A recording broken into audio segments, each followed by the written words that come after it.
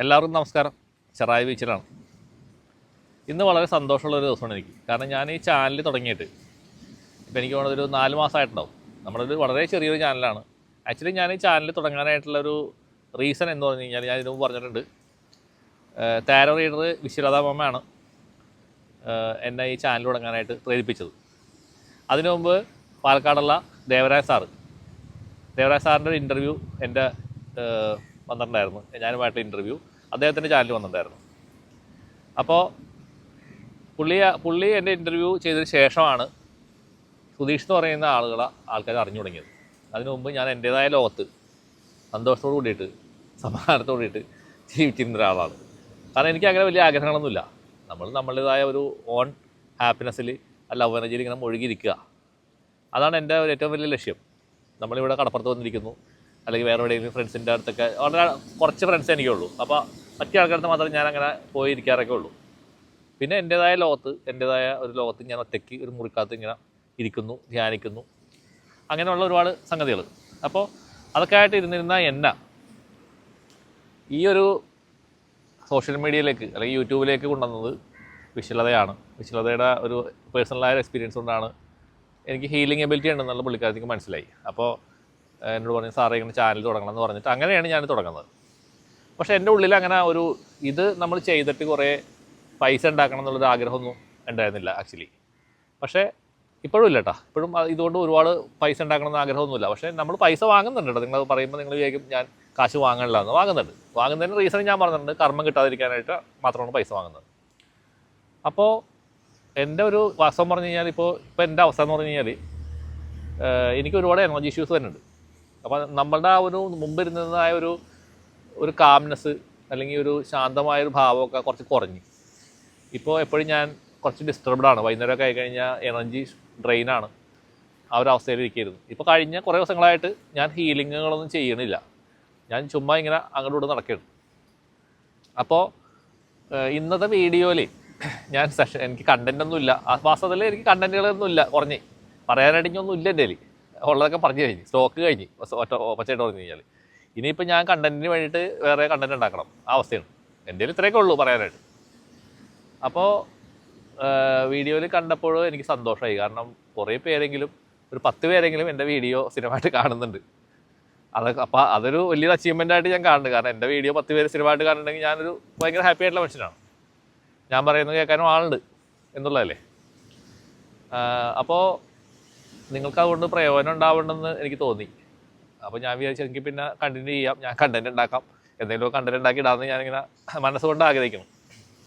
അപ്പോൾ അതിന് ടിപ്പുകൾ നിങ്ങൾ തന്നെ സജസ്റ്റ് ചെയ്തിട്ടുണ്ട്. ആളുകളുടെ ഹീലിംഗ് എന്ന് പറഞ്ഞാൽ ഞാൻ ഒത്തിരി ഹീലിങ്ങുകൾ ഇപ്പോൾ ചെയ്ത് കഴിഞ്ഞു. ഞാൻ 25 വർഷമായിട്ട് ഈ ഫീൽഡിലുണ്ട്. റക്കിയുടെ ആ ഒരു ബാക്ക്ഗ്രൗണ്ടിൽ റക്കിയാണ് എൻ്റെ സ്പിരിച്വാലിറ്റിയിലേക്ക് ആദ്യം കൊണ്ടുവന്നത്. അപ്പോൾ റക്കിയുടേതായ ഒരു ബാക്ക്ഗ്രൗണ്ട് എനിക്കുണ്ട്. റക്കിയിലൂടെ വന്ന് റക്കിയുടെ ടീച്ചറാണ്, കരുണ റക്കിയുടെ മാസ്റ്ററാണ്. പിന്നെ താന്ത്രിക് റക്കി എന്ന് പറഞ്ഞിട്ടൊരു സമ്പ്രദായമുണ്ട്. അത് രമണ മഹർഷിയുടെ ലീനയിൽ വരുന്നൊരു വിദ്യയാണ്. അപ്പോൾ ആ വിദ്യ ഞാൻ പഠിച്ചിട്ടുണ്ട്. അപ്പോൾ ആ വിദ്യ പഠിച്ചപ്പോഴാണ് എനിക്ക് കുറേ നമുക്ക് ഇതുപോലുള്ള എബിലിറ്റീസ് വന്നത്. ഒരുപാട് അതിനകത്തുള്ള കുറേ വിദ്യകളുണ്ട്. ആ വിദ്യകളൊക്കെ ഞാൻ പഠിച്ചിട്ടുണ്ട്. അതാണ് സാധാരണ റക്കി മാസ്റ്റേഴ്സും ഞാൻ തമ്മിലുള്ളൊരു വ്യത്യാസമായിട്ട് എനിക്ക് ചൂണ്ടിക്കാണിക്കാൻ പറ്റുന്നത്. പക്ഷേ അതൊന്നും ഞാൻ ഉപയോഗിക്കാറില്ല ആക്ച്വലി. ആ വിദ്യകളൊന്നും ഞാൻ ഉപയോഗിക്കാറില്ല. അതൊന്നും ഉപയോഗിക്കേണ്ട ആവശ്യമില്ല ആക്ച്വലി. അല്ലാണ്ട് റക്കി തന്നെ നമുക്ക് ഒരുപാട് കാര്യങ്ങൾ ചെയ്യാനുണ്ട്. അത് തന്നെ ചെയ്ത് തീരില്ല, അത്രയധികം കാര്യങ്ങളുണ്ട്. പിന്നീടാണ് ഞാനിങ്ങനെ ഈ മഹാകാളിയുടെ ഒരു അനുഗ്രഹം എനിക്ക് വന്നത്. എനിക്ക് നേരത്തെ ഭദ്രകാളിയായിരുന്നു എനിക്ക് ഏറ്റവും ഇഷ്ടം. ഭദ്രകാളി ഭക്തനാണ് പണ്ടേ മുതൽ. ഞാൻ എൻ്റെ ചെറുപ്പകാലത്ത് പറയുകയാണെങ്കിൽ ഞാൻ 1ാം ക്ലാസ് മുതൽ 4ാം ക്ലാസ് വരെ പഠിക്കുന്നത് കുഴിപ്പള്ളി പള്ളത്താങ്കുളങ്ങര ഭഗവതി വിലാസം സ്കൂളിലാണ്. എൻ്റെ അമ്മ അവിടുത്തെ ടീച്ചറായിരുന്നു. അവിടെ നിന്ന് എച്ചമായിട്ട് റിട്ടയർ ആയ ആളാണ് 96-ൽ. അപ്പോൾ അവിടെ ഭദ്രകാളിയുടെ ക്ഷേത്രമാണ് പള്ളത്താങ്കുളങ്ങര. അത് ഞങ്ങളുടെ തട്ടക ക്ഷേത്രമാണ്. ഞങ്ങളുടെ നാട്ടുകാരാണ്. ഞങ്ങളുടെ ശരിക്കും പറഞ്ഞാൽ ഒരു കുടുംബദേവത അല്ലെങ്കിൽ അമ്മയുടെ സ്ഥാനം എന്നൊക്കെ പറയാം. അങ്ങനെ ഞാൻ എപ്പോഴൊന്നും പോകാറില്ല. ഇപ്പോൾ വർഷത്തിൽ ഒരു പ്രാവശ്യം ഉത്സവത്തിന് മാത്രമേ ഞാൻ പോകാൻ പറ്റാറുള്ളൂ എനിക്ക്. പക്ഷേ എന്തായാലും എൻ്റെ ഉള്ളിലുണ്ട് എപ്പോഴും. അപ്പോൾ അന്നേ പോലെ ഭദ്രകാളി എന്ന് പറഞ്ഞാൽ എനിക്ക് ഭയങ്കര ഒരു ആവേശമാണ്. അപ്പോൾ ഭദ്രകാളി ഭക്തിയാണ് വാസ്തവം പറഞ്ഞാൽ ഇപ്പോൾ എന്നെ ഇവിടെ കൊണ്ടെത്തിച്ചത്. പക്ഷേ പിന്നീട് അത് ഭദ്രകാളി എന്നുള്ള ഒരു ലെവൽ വിട്ടിട്ട് ഒരു മഹാകാളി എന്താണെന്ന് എനിക്കറിയില്ലായിരുന്നു. പക്ഷേ ഞാനിങ്ങനൊരു സംഭവം എനിക്ക് സ്വപ്നത്തിൽ ഇങ്ങനെ എനിക്കൊരു ചെറിയൊരു ഇതിങ്ങനെ കണ്ടു, ഒരുപാട് കരങ്ങളായിട്ട്. അപ്പോൾ ഞാനിപ്പോൾ പഠിച്ചപ്പോഴാണ് ഇങ്ങനെ ആളുണ്ടെന്ന് എനിക്ക് മനസ്സിലായത്. 64 കൈയൊക്കെ ഉള്ള ഒരാളുണ്ട്, അത് മഹാകാളിയാണെന്ന് മനസ്സിലായത്. അതുകൊണ്ടാണ് നമ്മളുടെ ഈ ഒരു ഹീലിംഗ് മൊഡാലിറ്റിക്ക് നമ്മൾ മഹാകാളി ഹീലിംഗ് എന്ന് പേര് വെച്ചേക്കുന്നത്. പക്ഷേ മഹാകാളിനെ അങ്ങനെ നമുക്ക് ഉപാസിക്കാനോ അല്ലെങ്കിൽ അതിനെ കൊണ്ടുനടക്കാൻ പറ്റുന്നതല്ലാതെ എനിക്കറിയാം. പക്ഷേ എനിക്ക് എവിടെയോ ഒരു കണക്ഷൻ മഹാകാളിയായിട്ട് ഉണ്ട്, അതെനിക്ക് ഉറപ്പാണ്. അതിൻ്റെ ഉറപ്പിലാണ് ഞാൻ ഇതുപോലുള്ള കാര്യങ്ങൾ ചെയ്യണത്. സാധാരണ ആൾക്ക് ചെയ്യാൻ പറ്റാത്തതാണ് ഈ സോൾ റിലീസിങ്, ബാധ ക്ലിയറിങ്, ഇത് 2 കാര്യങ്ങൾ. അത് ഞാൻ വളരെ വിജയകരമായിട്ട് ചെയ്തുകൊണ്ടിരിക്കുന്നുണ്ട്.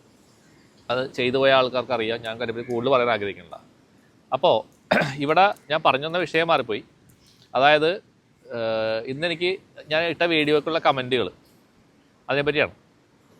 അപ്പോൾ ആക്ച്വലി ഞാനൊരു കുറച്ച് വീഡിയോസൊക്കെ ചെയ്ത് പയ്യെ നിർത്താം, ഞാൻ എൻ്റേതായിട്ടുള്ളൊരു രീതിയിലേക്ക് മടങ്ങി പോകാൻ എൻ്റെ മനസ്സിങ്ങനെ കൊതിക്കുകയാണ്. ഞാൻ ഒരു ഏകാന്തമായ രീതിയിൽ ഇരിക്കുക, മെഡിറ്റേഷനിലേക്ക് മടങ്ങി പോവുക. ആ ഹാപ്പിനെസ് എനിക്ക് വേണം, എനിക്കിനി കൂടുതലായിട്ട് മറ്റുള്ളവരെ ദുരിതത്തിൽ ഇടപെടണ്ടെന്നൊക്കെ ഇങ്ങനെ മനസ്സിലിങ്ങനെ വിചാരിച്ചുകൊണ്ട് 2 സൈഡ് നടക്കുകയാണ്. പക്ഷേ അത് കണ്ടപ്പോൾ എനിക്ക് തോന്നി എൻ്റെ സേവനം ഇനിയും ആൾക്കാർക്ക് വേണമെന്ന് തോന്നി. അപ്പോൾ അതുകൊണ്ട് ഞാനത് പയ്യെ കണ്ടിന്യൂ ചെയ്യാൻ തന്നെ തീരുമാനിച്ചു.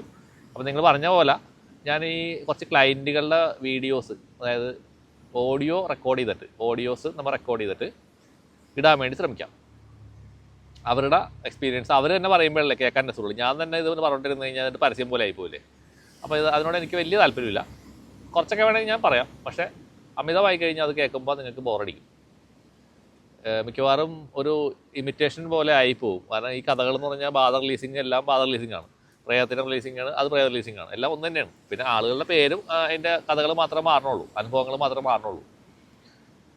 അപ്പോൾ അതുകൊണ്ട് ഇങ്ങനെ ചെയ്യാമെന്നാണ് ഞാൻ വിചാരിക്കുന്നത്.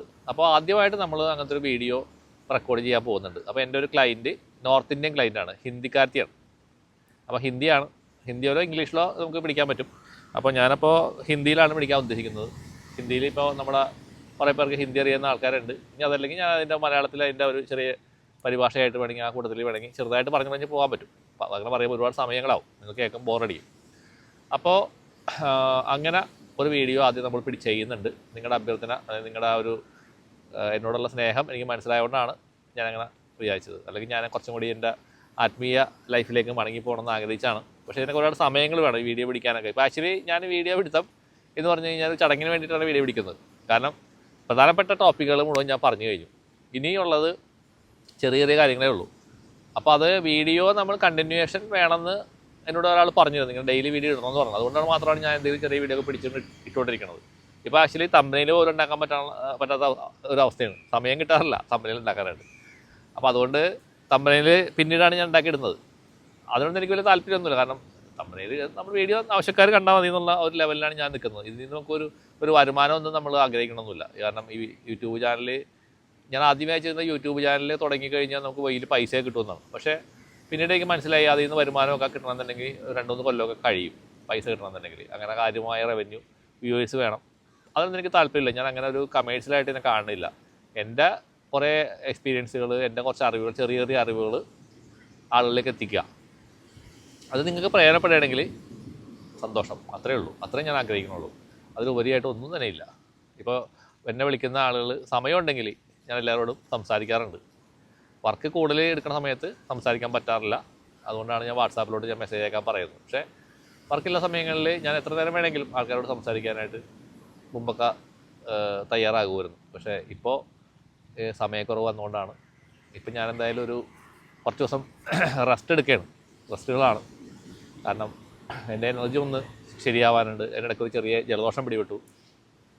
അപ്പോൾ ഞാൻ വിചാരിച്ചെങ്കിൽ പിന്നെ റെസ്റ്റ് എടുക്കാം കുറച്ച് ദിവസം. ആളുകൾ ചെയ്യാനുള്ളൊരു പയ്യെ കാത്തിരിക്കട്ടെ, അല്ലെങ്കിൽ അവർ പിന്നെ പയ്യെ വരട്ടെ എന്ന് പറഞ്ഞിട്ട് ഞാനങ്ങനെ മെസ്സേജുകൾ ആൾക്ക് അയച്ചിട്ടുണ്ട്. എനിവേ എൻ്റെ ആരോഗ്യം ഒന്ന് ശരിയാവുന്നതിന് മുന്നോടിയായിട്ട് ഞാനിങ്ങനെ പറഞ്ഞതേ ഉള്ളൂ. എൻ്റെ ആരോഗ്യം ശരിയാകുമ്പോൾ ഞാനത് നോക്കാമെന്നാണ് വിചാരിക്കുന്നത്. പിന്നെ യാത്രകൾ ചെയ്യാനുള്ള പ്ലാനുണ്ട്. പിന്നെ ഞാനൊരു ഒരു ഗ്രൂപ്പായിട്ട് ആൾക്കാരെ കൊണ്ടുപോകണതിനെ പറ്റി വീഡിയോ ഇട്ടിട്ടുണ്ടായിരുന്നു.